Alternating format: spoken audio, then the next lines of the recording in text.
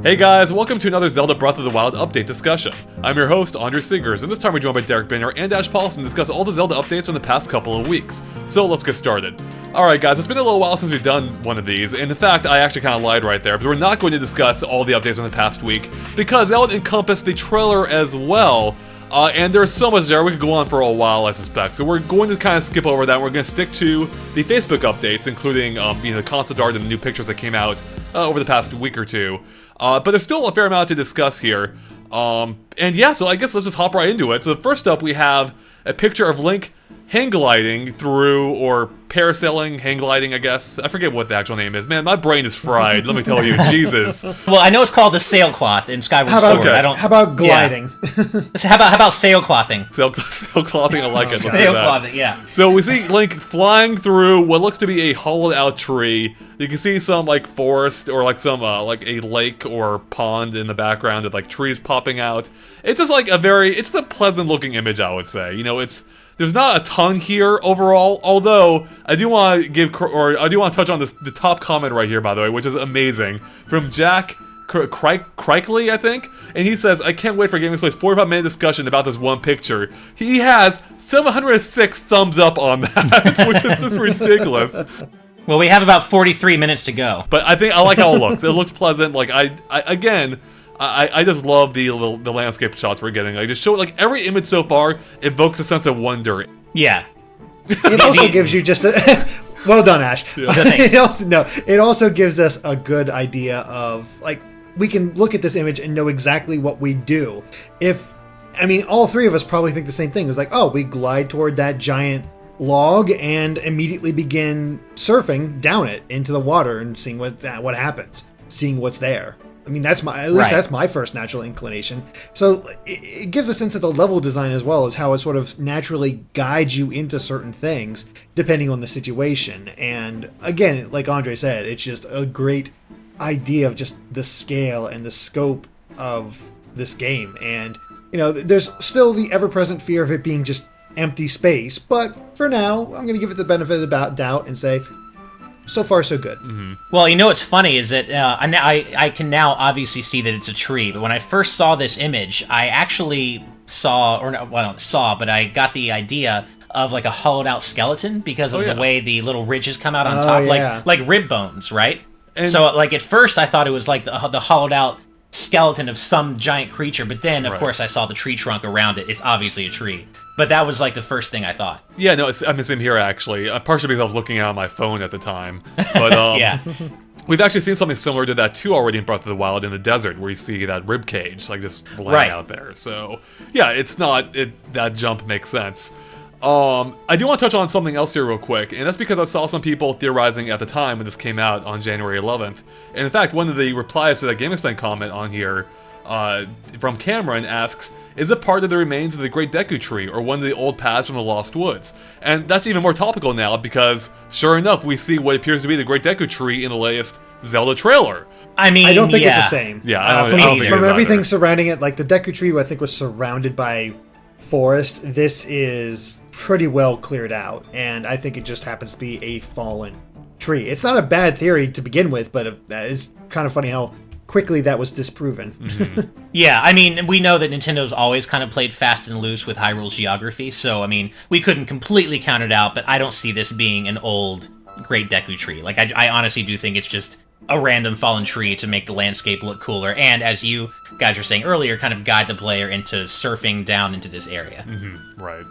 Okay, well, let's go ahead and move on here. So this next one is kind of like a grouping of images. We're going to tie them all together here. So first off, we have some concept art of Zelda, which I believe came out same time as the Switch presentation, basically, or shortly thereafter. So this is our first like real good look of at Zelda outside of the latest trailer.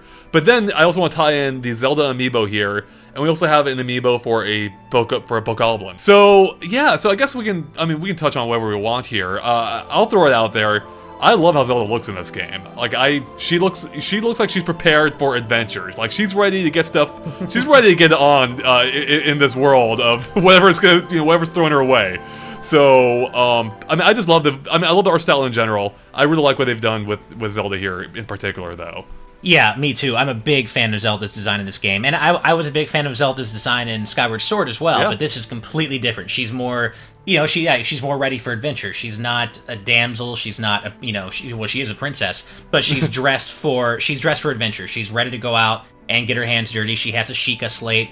She's essentially dressed in the same clothes as Link, which I think is really cool. And I can see why there were rumors flying around earlier about there being a playable female Link, because she's wearing the same clothes as Link does, basically. I mean, it did throw me off initially. Yeah. Yeah. No, I mean, I pretty much agree. I love this design. It's kind of funny how the clothes really do show off what these different Zeldas are all about. Like, Skyward Sword Zelda was very much dressed like a typical girl next door until she started doing the whole priestess thing and started wearing just all white. And then with this Zelda, it is very much just she's ready to go, but while still pertaining, like I still get glimmers of Skyward Sword Zelda just from the characterization of this one. Mm-hmm. She's definitely much more like a princess, but sure, again, action princess. And I love the color scheming. I love how her and Link match. And I don't, it's such a small detail and one that never has arisen before, but it just works so well here. I really do like Link and Zelda in blue. It's actually kind of hard for me to go back to green after seeing these two in these colors so long. I keep thinking to myself, do I want to see Link in his traditional tunic? And I'm almost like, no, not really. I'm good with this. Well, blue's always been my favorite color, so I'm down with that. But I do think, at some point, he's going to get the green tunic. He has to. Like, I think he will. It is iconic, but yeah. I kind of agree with you, Derek. Like, even if he didn't, for whatever reason, get his green tunic in Breath of the Wild, I actually would be okay with that, because I think both Link and Zelda look really cool like this. And I also just want to point out, I mean, this probably would never happen, but let's just say Nintendo decides they want to do DLC for this game. The fact that Link and Zelda looks so similar, and she has a Sheikah slate, like, I feel like it isn't that much of a jump to develop some sort of, like, Zelda mode, where you just play through the game, but as Zelda. Mm-hmm. I mean, it seems like they could use many of the same animations and just have new voice clips. Like, I don't know, she even has a Sheikah slate. Like, it almost makes too much sense. Yeah, the only thing we don't see is a sword, but it definitely have to be for exploration purposes, because, as we've seen... Story obviously wouldn't work, yeah. It's not going to exactly work unless we have like a Luigi situation in Super Mario Galaxy where he has to rescue himself. No, it would have to be like an Easter egg type thing where it's like, we're obviously not worried about the story in this case, but you get to play as Zelda. Like, it would have to be a completely out of context thing, story-wise. Yeah. Now, do we know that Sheikah slate isn't just a shared one between Link and Zelda? That's true. We don't know that, actually. Okay. Because we did see her, we actually saw what we presumed to be Zelda at the time in the Game Awards trailer carrying a Sheikah slate as well. At the time, I had guessed that she is carrying it either from or to Link, or something of that nature. So, yeah, that'll be something else to find out. Maybe they each have their own.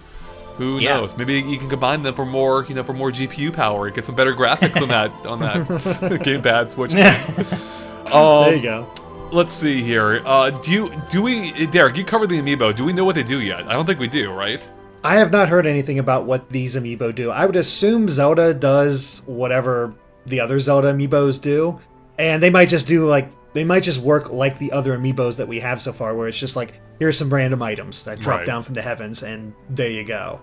But I think that's the only functionality we can really expect. But the choices here are interesting, to say the least. We got the obvious one, Zelda, and it looks great. And then we got a Bokoblin, which seems like such a weird choice. But then you think about it. Well, you think about it, it's like, oh, right, Nintendo wants to make more money. Yeah, and Bokoblins are incredibly common in this game from what we've seen so far. That's true. Like, they are definitely the most common enemy type. So, sure, why not? A Bokoblin. Do you think maybe you could summon him as a helper, like Wolf Link? Like he's a friendly Bokoblin? I've thought about that, and that would be kind of cool to have just like this little mini Bokoblin running around helping you out with whatever. Mm-hmm. Absolutely. Yeah, I don't know. It's weird that they chose Bokoblin and not, I don't know, not a more, I guess, iconic enemy, or Ganondorf or Ganon himself. But again, with this game having Calamity Ganon, it seems to be such a force of nature instead of like an actual character. A Triforce of nature? God. Actually, that's a good point. I'm surprised they don't have like a Master Sword Amiibo or a Triforce Amiibo. Not yet. Yeah. No, I I mean, I think this may be the extent of the amiibo. Do you think there's more beyond this, or? No, I don't think so. I think we've Probably seen the not. entire line at this point. Something I just noticed an interesting inconsistency between the Zelda Amiibo and the Zelda concept art. And that is, if you look at the concept art, it looks like Zelda's pants are like rolled up. So her ankles are like, or like her lower legs it's just her skin. But then if you look at the Amiibo, that's clearly not her skin, like her whole ankle area. There's like a different layer of clothing. And I just found that interesting. Like, it definitely does not match her skin tone in the Amiibo. It does seem like the entire thing is just all boots, though. Yeah, especially with the folds. But they don't look like boots in the concept art. And of course, it is just concept art, so... Yeah. I just thought it was interesting, that's all. Oh, that's interesting. I'm not sure... Oh man, that's like something for the analysis machine, but I'm too tired. I'm too worn out from the freaking Mario analysis to even think about this stuff. Yeah. Seriously. I mean, I don't think it means anything. It's just an interesting discrepancy, that's all. Yeah. It is nice to see that they're getting, at least from this image that we're seeing, that they are still steadily improving with the faces of Amiibos. Yeah, they definitely are. Alright, well let's move on to another image from January 13th, being what I believe is a box art for the US version of the game, and maybe Europe too? No, I think it's US and Japan get this art, and then Europe gets different art. That's I think interesting, that's what's going because the on. Europe art is what I thought Japan would be getting then, so... I know. Anyways... And usually, Europe gets the better art. I think we did this time. I actually agree with that. I mean, I guess we can maybe talk about both of them here. I don't have it up on my screen right now, unfortunately, for the European one. But in this image, so they show off the full box art, so it's even more than we're getting on the box art, of Link, standing on a rock on a cliff, looking out toward Hyrule Field. Kind of like another image we've discussed recently. And then along with that, they have a caption. The caption is, The Legend of Zelda Breath of the Wild is coming to Nintendo Switch and Wii U on March 3rd. Which is awesome, by the way. I actually really do love how this looks. Like, this looks awesome. Like, I've loved almost all the concept art they've had. This looks fantastic. And again, it just evokes that same sense of adventure and wonder we've already been talking about. But in particular, in this case, like, Link looks... I mean, it has like that determined look. Link's like, my god, what do I have to go through to get to the castle out there? Well, and that's why it works so well, is that you don't even see Link's face, right. But you can imagine it. You can imagine that look of determination on his face as he looks over this entire ruined world. And or not ruined, but, abandoned world. And he's like, okay, I have to, save this entire land. And you get a sense of the scale from Link himself to this vast world that he has to save. And it's a very it's a very melancholy image, especially with the sunset-like colors, the clouds gathering. It's a really moody box art, but I really like it. It really ranks among like my favorite Zelda box arts ever. I agree. I mean, they've always wanted to have that connection between the players and Link to like make the players feel like they are Link. That's why it's called Link. Exactly. And this box art really does evoke that, much more so than the European box art, where you can see his face and he's sort of looking at the player. And it still gives that same sort of vibrancy, but in a very different way. Like, the colors are a lot sharper in the European version, while the American version is very... subdued. As you said, very subdued, dark, and, like, still beautiful, but... I don't know, I just some great composition here, and, again...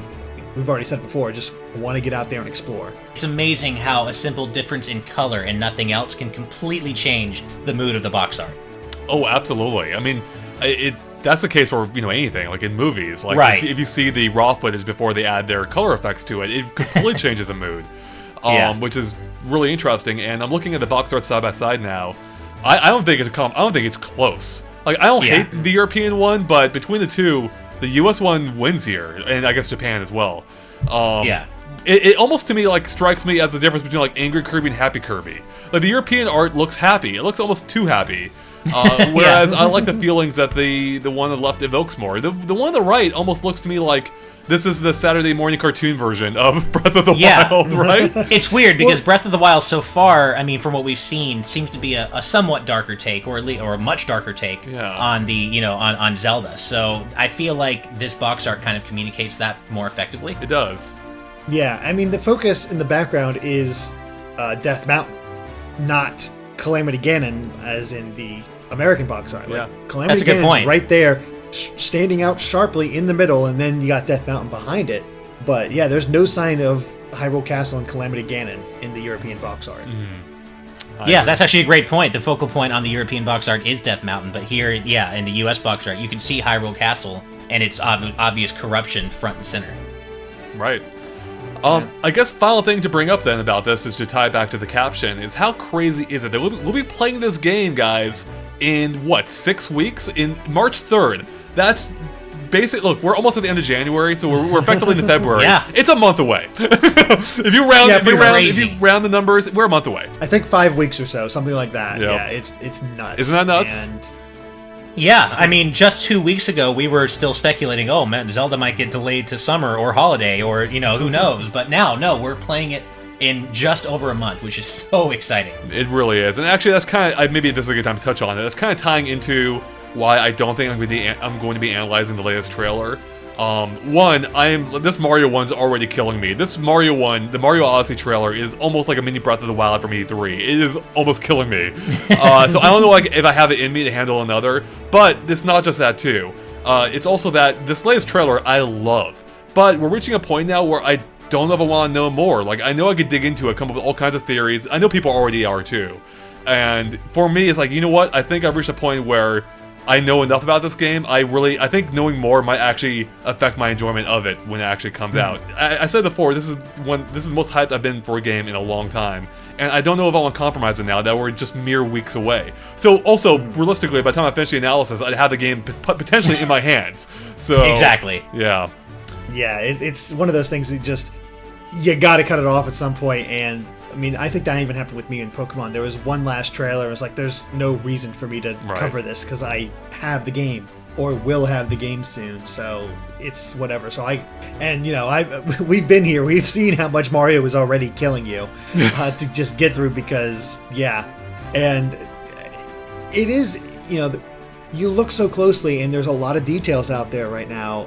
I could easily see myself in the same situation as you, Andre, where I just can totally see my enjoyment just getting sapped away because all of a sudden I'm looking closely at this stuff that got just such a good emotional reaction out of me, and all of a sudden I'm digging deeply in order to dig up the secrets, and rather than naturally letting them happen, it's like, well, here you go. And that there's value to that when you're far off. Yeah, it's not normally an issue for me. Like I do enjoy doing analysis for the most part, except when they kill me, like with Zelda Breath of the Wild. But in this case, this game seems to be still founded on mystery as its central core almost. I was gonna draw a comparison to Lost, then I'm like, no, I want to like this game. But it seems to be such a central idea that's I don't want to spoil all of that. I think I've had fun with the analysis, and I don't know if I want to do more than that. And it kind of sucks at the same time though, because I also feel like I'm letting our fans down as well, because people expect that of us now. So I don't like cutting off like that. But I feel like at this point we've reached a point where we're close enough. It's not that big of a deal. And I'd rather keep some of it a surprise for myself. Fingers crossed, we'll be getting you actual footage of this game very soon. Yeah, well, and also there's this uncommon element of secrecy going into Breath of the Wild, in terms of the story and how the characters, work out and where it falls into the timeline and if, who Link really is and if he's a previous Link. These are all major mysteries that we don't typically have to deal with the new Zelda. There's always a decent focus on story in Zelda, but never quite like this. And I think, we're fans too. We want to keep that element of mystery there for ourselves as well. And Nintendo's done an amazing job keeping everything about this game under wraps. The ending hasn't leaked. Nothing, hell, Horizon Zero Dawn's ending leaked on 4chan a few weeks ago or a couple weeks ago. So Nintendo's done such a great job keeping everything about this game's story and what's really going to happen beyond the Great Plateau, really, under wraps, that why would we want to spoil that for ourselves, really, just 4 weeks, 5 weeks out from release. Well, you brought up actually a perfect segue real quick as something we can tie in. This is a super minor spoiler, I think. So, so spoiler alert, skip ahead. I don't know. Let's just say 2 minutes. Let's do the countdown now. We'll keep this brief. So yeah, hopefully you skipped ahead. So apparently there is a story now I'm seeing on Go Nintendo. I think it came from an IGN interview, Europe maybe? Or IGN Europe. I think the same interview where I did the update from about the dual audio. Right. But yeah, go ahead. So apparently the game will have an alternate ending of some sort. We don't know what that means, in what capacity. I thought we could discuss that real quick, thoughts on that, because that's not something we've really seen much in Zelda, except for the only thing that's really come to my mind is Majora's Mask. in which you could extend the ending by completing more of it. But it wasn't really an alternate ending still, so... I'd say Link's Awakening, like, apparently you got a slightly different ending if you didn't die at all during the course of the game. Good point, so. yeah. Right, you do, but I was also going to say Majora's Mask, but for a different reason, and that is because you get a special kind of, quote-unquote bad ending when you let the timer run out and you let the moon fall into Termina. So good point. I'm actually kind of, I kind of look at that as an alternate ending, like a bad ending, and I'm kind of getting that same vibe from this. I have a feeling that this alternate ending might not actually be like, two full different endings, but maybe this other ending is if you go straight to Calamity Ganon from the very beginning of the game and you're obviously not able to defeat him, maybe it's like a Chrono Trigger style scenario where you get a special bad ending showing what happens when Calamity Ganon breaks free. Or something like that. I actually really hope that's the case. I'm actually not a huge fan of alternate endings. I'm more a fan of having that single concrete canon ending. No, me too. Right. So that's what I'm hoping in this case. I'm hoping you're right. Yeah, I mean, he does mention about meeting certain criteria. It's a major question of what that criteria is. So yeah, hard to say. Maybe it is that you always get the bad ending or the quote-unquote bad ending unless you meet certain criteria, which unlocks the true ending. That could be. That could be. Yeah. I mean, I'd be okay with that too. So, something of that nature. All right, we are at 2 minutes. So, hopefully you've rejoined us. It's safe to listen again. No more minor spoilers happening right now. So let's go into our final image, being concept art of one of the many animals in the game, according to Nintendo, in this case being a deer. Now, I don't know if there's too much to say in this case. We can see several different angles of this deer, including, its butt here, which is always nice. That's my favorite part. Quite white. It's like... We got a cottontail, but also like other tufts just spreading out from its cheeks. It's like, wow. Why do you have to put it that way, Derek? Spreading out. Because I unintentionally pun. I love two of the comments here on the very top. It's like Emily Soto says, "Okay, guys, this is how you draw the deer butts. Don't screw it up."